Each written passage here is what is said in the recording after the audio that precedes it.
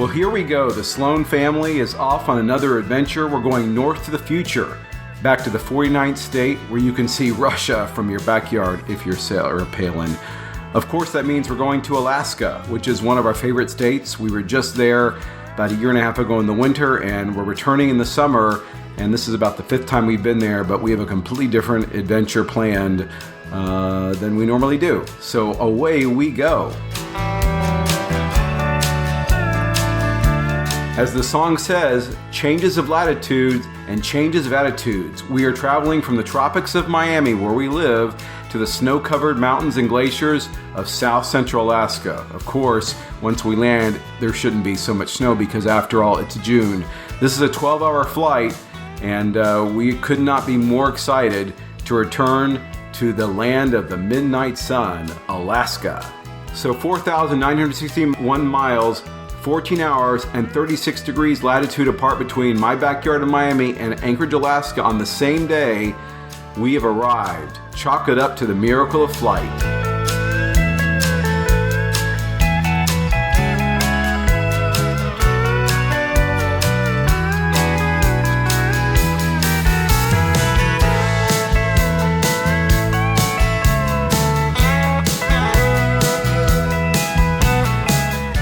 Alright, so as I always do in Anchorage, I like to explore.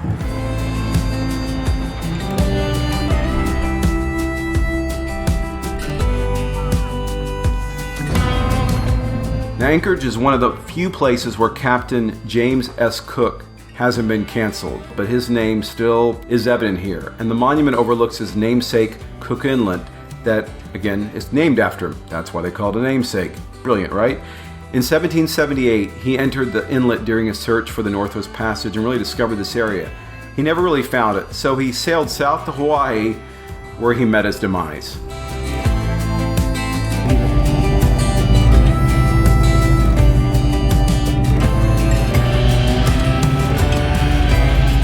Well, we're back in Anchorage, Alaska for 36 hours before our inner passage, Panhandle of Alaska, South Central Alaska adventure begins on a cruise, no less.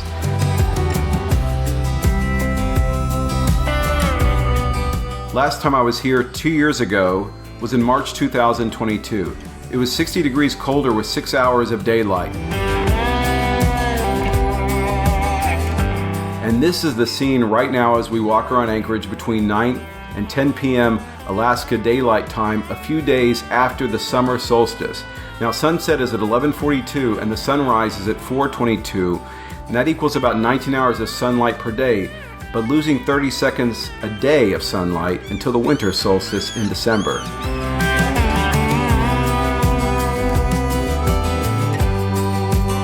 Now with a population of 291,247 at the 22 census, Anchorage contains nearly 40% of Alaska's population, and the downtown, well, it's just still as funky as I remember.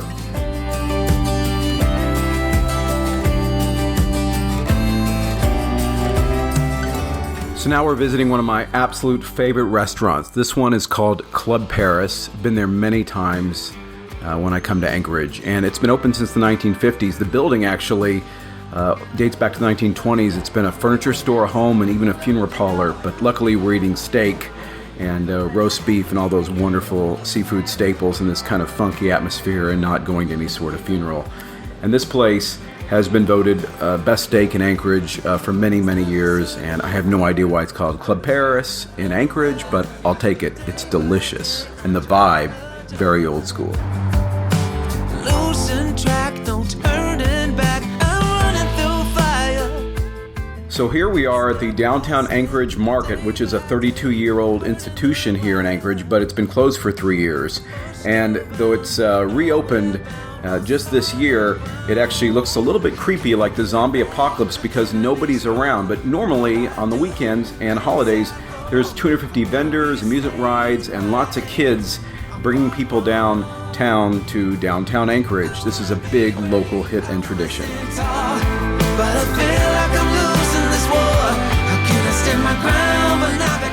So Alaska became the 49th state in the Union on January 3rd, 1959, when President Dwight D. Eisenhower signed the official proclamation.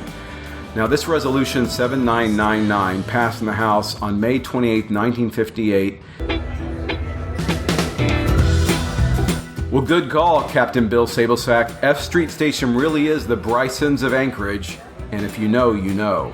This Aft Geek Pub has a lot of freight dog chatter here, along with a crew from Condor Airlines talking in German. Pilots and flight crews all around the world are hoisting the bottle long before or shortly after. Well, now we're at the legendary Captain Cook Hotel, and judging by the decor, when you go inside, you might actually think you're in Polynesia, but again, you're in Alaska. And this place, really kitschy, feels very 1970s, but it dates back actually to 1964, and really a remarkable place in that it was kind of built during the Alaskan earthquake, and they decided to press on, and it was really a symbol of the revitalization and the strength of Alaskan Anchorage. And then the second tower opened in 1972, and then the third in 1978. It's one of the tallest buildings in Captain Cook, and it's really known, as we go upstairs, for the crow's nest with this amazing view and a really wonderful restaurant and bar of the mountains and the valley. So this is really a special place, and once again named after that scoundrel Captain James Cook, whose name is still is alive and well, even if he is not. So this is Cook Inlet, and we're looking at this from Tower 1 of the Captain Cook Hotel. And you can see the Port of Anchorage and Ship Creek, and this is from the 20th floor of the hotel. Now, Cook Inlet stretches 180 miles from the Gulf of Alaska to Anchorage in South Central.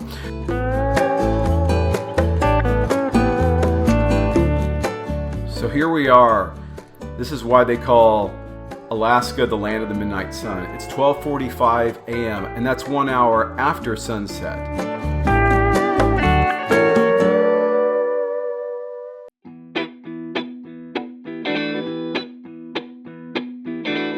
And sunrise is just in a few hours at 4:22 a.m. This is June 22nd, 2024, looking out at the Cook Inlet from our hotel room at the Hilton.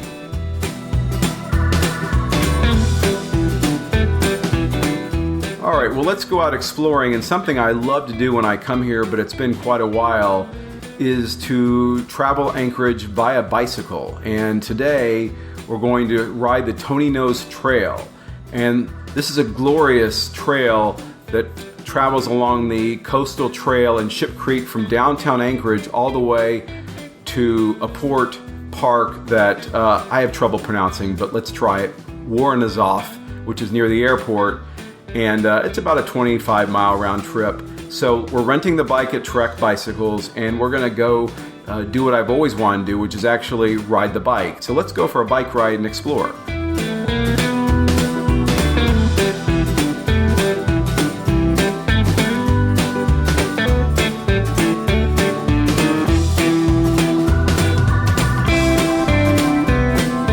Today I rode the Ship Creek Trail, and along the trail is an Alaskan river that flows from the Chugach Mountains, I hope I'm pronouncing that right, into Cook Inlet.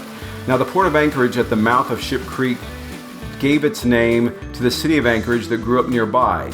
It was called Nick Anchorage. It's the only urban king salmon fishery in the world. It has an annual run of coho and Chinook salmon and regularly hosts a salmon derby. Now, we fished here in 2011 at midnight doing a technique called combat fishing, which is calmer and less fractious than it sounds. It's actually people cooperating with each other and trying not to cross each other's hooks while they try to snag the salmon. And as a bonus, which I do not have, maybe you can kind of see a video, I saw 2 cubs and a mama bear at close range, which surprised me, I think, as much as it surprised them. And I was rolling video, but I hightailed it away.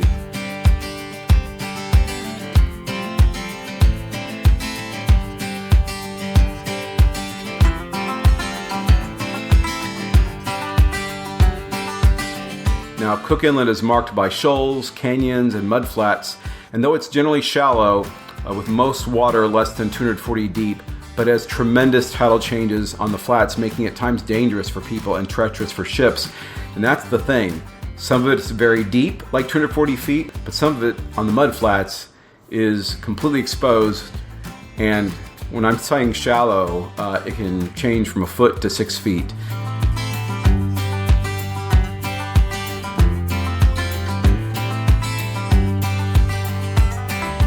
So Anchorage is chock full of many beautiful parks, including the Westchester Lagoon Nature Trail.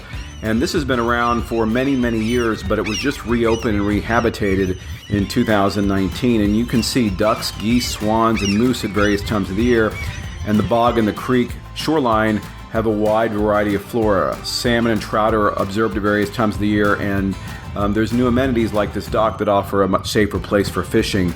And then surrounding this area, you see a lot of beautiful homes with outdoor decks. And what's wonderful is the summer season here is short, but people really, really cherish it. And with these long 22-hour days, there's plenty of time to do it in those brief, beautiful summer months. So couldn't figure a better time to be here and see this stop here on the trail ride.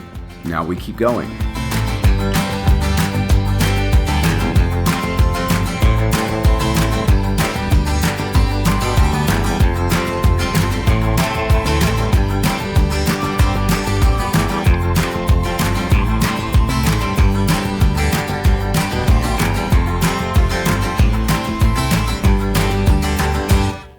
And we're making a quick park pit stop here at Lyn Ary Park. And this one's really cool. It dates back to 1962.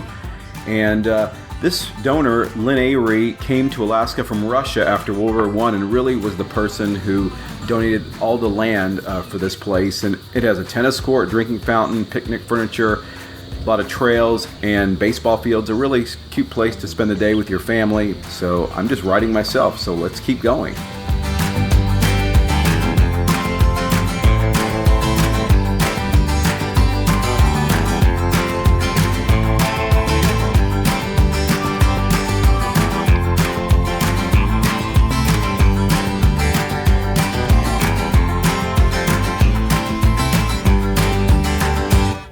Wow, this is mind-blowing. The 134-acre earthquake park is set in the woods where, in 1964 on Good Friday, an entire neighborhood slid into the ocean during last century's most powerful earthquake. Now, the earthquake was measured at 9.2 on the Richter scale, and it lasted 4 minutes. A sharp drop-off north of the park and the peculiar ripping hills in the forest below are evidence of the massive earthquake that forever altered Anchorage's landscape. Now, the 1964 earthquake, also known as the Great Alaskan Earthquake and Good Friday Earthquake, occurred at 5:36 p.m. on Good Friday, hence the name, March 27th. Now, across south central Alaska, ground fissures, collapsing structures, and tsunamis resulting from the earthquakes caused about 131 deaths, mostly from the tsunamis and building collapses. Now, it would have been much higher had the power not been cut off. Thus, there were few fires, fortunately. And what's amazing here is, again, look at the undulating land and this amazing monument.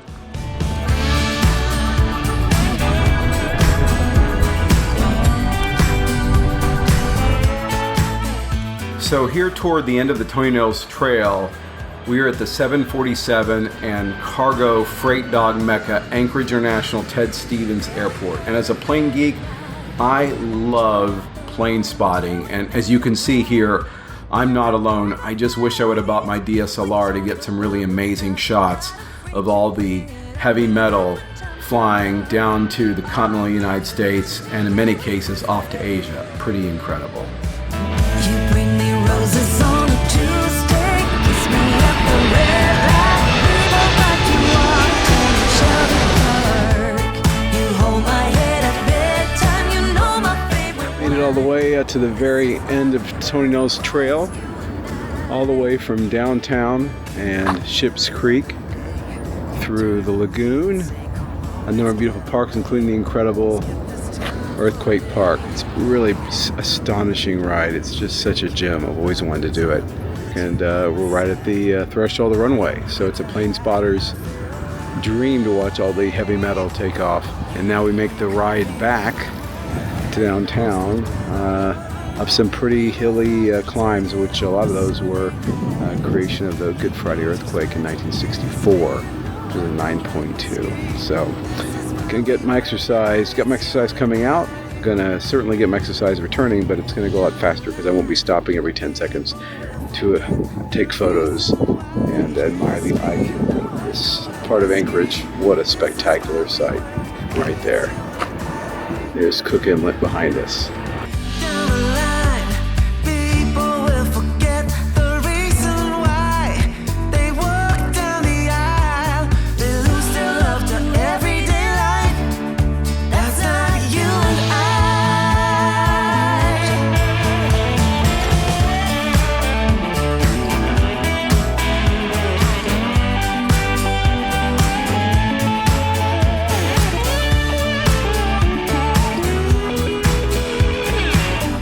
also doing a little walking and riding around downtown Anchorage for 1.5 days spent here today. We're seeing a lot of state, federal, municipal government buildings, and the state's leading industry, petroleum, is all represented here.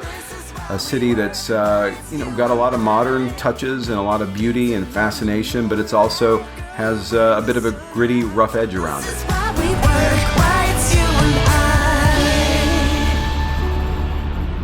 Okay, that was a blast. About 36-hour layover in Anchorage. Just the beginning of our adventure. Tomorrow we board the Alaska Railroad and head down to Seward, which I haven't been to in about 12 years, and then we're off on the big, fantastic part of the trip. If Seward and the Kenai Peninsula aren't good enough, and they're pretty cool, then we're on our 7-day cruise down the inner passage of Alaska and the Panhandle, and that is something we've always wanted to do, and it will be my first time back in the Panhandle in about 30 years. So Anchorage, we'll see you again very soon because we cannot come to Alaska without seeing you as our home base. So stay tuned for the next video series coming up, which is the Alaska Railroad in Seward.